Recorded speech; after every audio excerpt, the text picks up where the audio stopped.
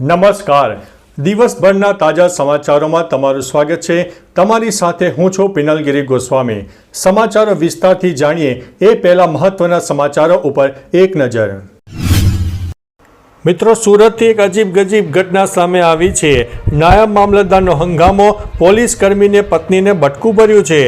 ગણેશ પંડાલમાં જીતો 5 લાખ રૂપિયા. ગયાજીમાં પીએમ મોદીની સભા, 13,000 કરોડના પ્રોજેક્ટનું લોકાર્પણ. સંસદ ભવનની સુરક્ષામાં મોટી ચૂક સામે આવી છે. સુરતના ડીઈઓને તમામ શાળાઓને મોટો આદેશ સામે આવ્યો છે. જામનગરમાં દારૂ ઘુસાડવાનો નવો કિમિયો. 7 ડે સ્કૂલ ઘટના પર બાળ આયોગનું મોટું નિવેદન. 7 ડે સ્કૂલમાં 1 વર્ષથી કટર કિચન રાખતો હતો મુસ્લિમ સગીર. અમેરિકામાં 5.5 કરોડ લોકોના વિઝા ઉપર જોખમ. ધોતિયાકાંડ કેસમાં 29 વર્ષ બાદ પૂર્વ સાંસદને રાહત. પીએમ મોદીનો ગુજરાત પ્રવાસ, જાણી લો તેમનો કાર્યક્રમ. રીબડાના અનિરુદ્ધસિંહ જાડેજાને મોટો ઝટકો. પીએમ આપશે 1400 કરોડના પ્રોજેક્ટની ભેટ. ડોગેશભાઈ, તમે આગળ વધો, અમે તમારી સાથે છીએ. બ્રેકિંગ ન્યૂઝ સામે આવ્યા છે. અમદાવાદમાં ધોધમાર વરસાદ વરસી ગયો. સુરેન્દ્રનગરમાં ફાયરિંગની ઘટના, 5 વ્યક્તિઓની થઈ છે ધરપકડ. હવે મિત્રો સમાચારો વિસ્તારથી. સુરેન્દ્રનગરના રતનપુર વિસ્તારના સુધારા પ્લોટમાં અંગત અદાવતમાં ફાયરિંગ થવાની ઘટના બની છે. આરોપીઓ આ વિસ્તારમાં યુવકને કારમાં બેસાડીને ફાયરિંગ અને મારામારીની ઘટનાને અંજામ આપ્યો હતો. ઘટનામાં ઇમ્તિયાઝ માલાણી નામના યુવકને ગોળી વાગતા ગંભીર હાલતમાં ખાનગી હોસ્પિટલમાં સારવાર માટે ખસેડવામાં આવ્યો છે. આ મામલે જોરાવરનગર પોલીસે ફાયરિંગ કરનારા 5 શખ્સોની ધરપકડ પણ કરી લીધી છે. મિત્રો, અન્ય મહત્વના સમાચારની વાત કરીએ તો અમદાવાદમાં ધોધમાર વરસાદ. શહેરના અનેક વિસ્તારોમાં વરસાદ પડતા પાણી ભરાયા છે. ખાનપુર અને પાલડી વિસ્તારમાં વરસાદ. રિવરફ્રન્ટ સહિતના વિસ્તારોમાં વરસાદ.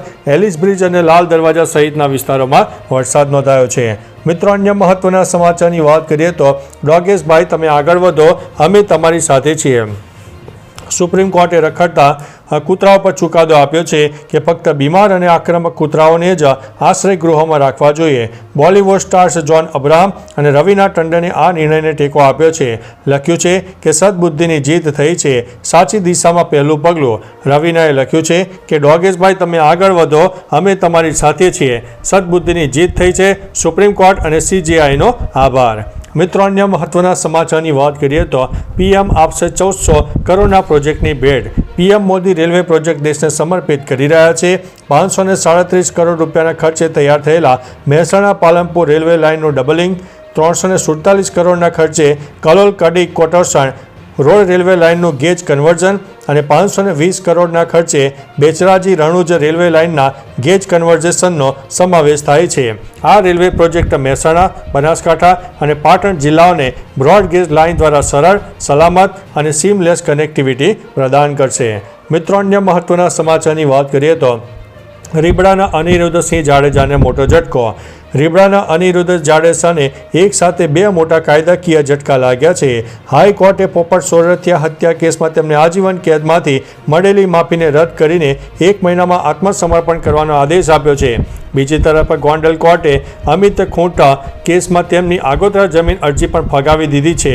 આ કેસમાં પોલીસ અનિરુદ્ધસિંહ અને તેમના પુત્રની શોધ કરી રહી છે. મિત્રો, અન્ય મહત્વના સમાચારની વાત કરીએ તો પીએમ મોદીનો ગુજરાત પ્રવાસ, જાણી લો કાર્યક્રમ. પ્રધાનમંત્રી નરેન્દ્ર મોદી 25 અને 26 ઓગસ્ટે ગુજરાતની મુલાકાતે આવશે. તેઓ અમદાવાદના નિકોલમાં 5477 કરોડના વિકાસ કાર્યોનું લોકાર્પણ અને ખાતમુહૂર્ત કરશે. 25 ઓગસ્ટે તેઓ અમદાવાદ એરપોર્ટ ઉપર ઉતરશે અને નિકોલમાં સભાને સંબોધન પણ કરવાના છે. ઉપરાંત 26 ઓગસ્ટે તેઓ હાંસલપુરમાં સુઝુકી મોટર્સના પ્લાનનું ઉદ્ઘાટન કર્યા બાદ દિલ્હી જવા રવાના થશે. આ મુલાકાતને લઈને ભવ્ય તૈયારીઓ પણ શરૂ કરી દેવામાં આવી છે. મિત્રો, અન્ય મહત્વના સમાચારની વાત કરીએ તો ધોતિયાકાંડ કેસમાં 29 વર્ષ બાદ પૂર્વ સાંસદની રાહત. 1996ના ચકચારભર્યા ધોતિયાકાંડ કેસમાં 29 વર્ષ બાદ આરોપી એવા પૂર્વ સાંસદ ડૉક્ટર A.K. પટેલને રાહત મળી છે. સેશન કોર્ટે તેમની વિરુદ્ધનો કેસ પાછો ખેંચવાની મંજૂરી આપી છે. કોર્ટે અવલોકન કર્યું છે કે આ એક રાજકીય પક્ષનો આંતરિક ઝઘડો હતો.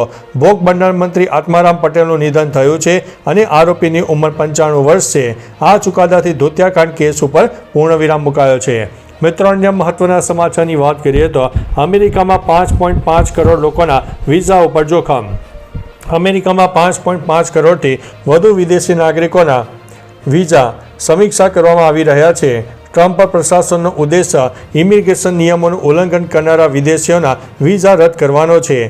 ઓવરેસ્ટ ગુનાહિત પ્રવૃત્તિઓ અને આતંકવાદી ગતિવિધિઓમાં સામેલ થવા જેવા કારણોસર વિઝા રદ કરવામાં આવશે. આ પ્રક્રિયા હેઠળ સોશિયલ મીડિયા એકાઉન્ટ પણ તપાસવામાં આવી રહ્યા છે. મિત્રો, અન્ય મહત્વના સમાચારની વાત કરીએ તો 7th ડે સ્કૂલ 1 વર્ષથી કટર કિચન સાથે રાખતો હતો મુસ્લિમ સગીર. ખોખરાની 7 ડે સ્કૂલમાં વિદ્યાર્થીની હત્યાના મામલામાં નવા ખુલાસા થઈ રહ્યા છે. આવામાં પોલીસે પૂછપરછ દરમિયાન સામે આવ્યું છે કે મુસ્લિમ આરોપી સગીર છેલ્લા 1 વર્ષથી કટર કિચન પોતાની સાથે રાખતો હતો. ઉલ્લેખનીય છે કે મુસ્લિમ આરોપી સગીર અને અન્ય વિદ્યાર્થીઓની પૂછપરછ કરવામાં આવી રહી છે. 7 ડે સ્કૂલમાં શિક્ષણ કાર્ય બંધ છે અને શાળામાં પોલીસ બંદોબસ્ત ગોઠવી દેવામાં આવ્યો છે. મિત્રો, અન્ય મહત્વના સમાચારની વાત કરીએ તો 7 ડે સ્કૂલના ઘટના પર બાળ આયોગનું નિવેદન. અમદાવાદના ખોખરા વિસ્તારમાં આવેલી 7 ડે સ્કૂલમાં એક વિદ્યાર્થીનું હત્યા કરવામાં આવી. આ ઘટના અંગે બાળ આયોગના અધ્યક્ષ દ્વારા નિવેદન આપવામાં આવ્યું છે કે બાળ આયોગના અધ્યક્ષે જણાવ્યું છે કે અમે સતત શાળા, શિક્ષણ વિભાગ અને સરકાર સાથે સંપર્કમાં છીએ. અમે શાળાને નોટિસ પણ ફટકારી છે. કાયદાની જોગવાઈ મુજબ પગલાં લેવામાં આવનારા છે. મિત્રો, અન્ય મહત્વના સમાચારની વાત કરીએ તો જામનગરમાં દારૂ ઘુસાડવાનો નવો કિમિયો. જામનગરમાં બુટલેગરો દ્વારા દારૂ ઘુસાડવા માટે એક નવો કિમિયો અપનાવવામાં આવી રહ્યો છે. પોલીસે મધ્યપ્રદેશથી આવતી ઇકો કારના સ્પેર વ્હીલના ટાયર અને સાઈડના પતરામાં સંતાડેલી 54 વિદેશી દારૂની બોટલનો જથ્થો પકડી પાડ્યો છે. પોલીસે 2 બુટલેગરની ધરપકડ કરી છે અને 3.20 લાખનો મુદ્દામાલ જપ્ત કર્યો છે. આ બુટલેગરોની પૂછપરછમાં અન્ય 2 શખ્સોના નામ પણ સામે આવ્યા છે, જેમની શોધખોળ પણ ચાલી રહી છે. મિત્રો, અન્ય મહત્વના સમાચારની વાત કરીએ તો સુરત ડીઈઓને તમામ શાળાઓને આદેશ. અમદાવાદના મણિનગરમાં 7 ડે સ્કૂલમાં વિદ્યાર્થીની હત્યાના ઘટના બાદ રાજ્યભરમાં ચિંતાનો માહોલ છે. ઘટનાના પડઘા સુરતમાં પણ પડ્યા છે. સુરત ડીઈઓએ તમામ સરકારી અને ગ્રાન્ટેડ શાળાઓને વિદ્યાર્થીઓની સુરક્ષા માટે તરત જ શિસ્ત સમિતિ રચવાનો આદેશ આપ્યો છે. શાળાના કેમ્પસમાં વિદ્યાર્થીની હત્યા થવાથી રાજ્યભરમાં વિદ્યાર્થીઓની સલામતી અંગે સવાલો ઊભા થયા છે અને શાળાઓમાં સુરક્ષા વ્યવસ્થા મજબૂત કરવાની માંગ વધી છે. મિત્રો, અન્ય મહત્વના સમાચારની વાત કરીએ તો સંસદ ભવનની સુરક્ષામાં પણ મોટી ચૂક થઈ છે. સંસદ ભવનની સુરક્ષામાં મોટી ચૂક સામે આવી છે. શુક્રવારે એક અજાણ્યો વ્યક્તિ વૃક્ષ પરથી ચડીને દિવાલ કૂદીને સંસદ પરિસરમાં પ્રવેશી ગયો. આશરે સવારે 6 વાગ્યે ઘૂસેલી વ્યક્તિ નવી સંસદના ગરુડ દ્વાર સુધી પહોંચી ગઈ. જોકે સતર્ક સુરક્ષા દળોએ તેને તરત જ કાબૂમાં લીધો અને હાલ તેની પૂછપરછ ચાલુ છે. આ ઘટના સંસદના મોનસૂન સત્ર પૂર્ણ થયા બાદ બીજા દિવસે બની છે. મિત્રો, અન્ય મહત્વના સમાચારની વાત કરીએ તો ગયાજીમાં પીએમ મોદીની સભા, 13,000 કરોડના પ્રોજેક્ટનું લોકાર્પણ. પ્રધાનમંત્રી નરેન્દ્રભાઈ મોદી બિહારના ગયાજીથી 13,000 કરોડના વિકાસ કાર્યોનું પ્રોજેક્ટનું લોકાર્પણ કર્યું. તેમણે બેગુસરાયમાં બનેલા એશિયાના બીજા સૌથી પહોળા 6 લેન ઔટા સિમરિયા બ્રિજનું પણ વર્ચ્યુઅલ ઉદ્ઘાટન કર્યું. આ સભામાં મુખ્યમંત્રી નીતિશ કુમાર અને નાયબ મુખ્યમંત્રી સમ્રાટ ચૌધરી ઉપરાંત આરજેડીના 2 ધારાસભ્યો પણ મંચ ઉપર હાજર રહ્યા હતા. પીએમ મોદીની 2025માં બિહારની આ 6ઠ્ઠી મુલાકાત છે.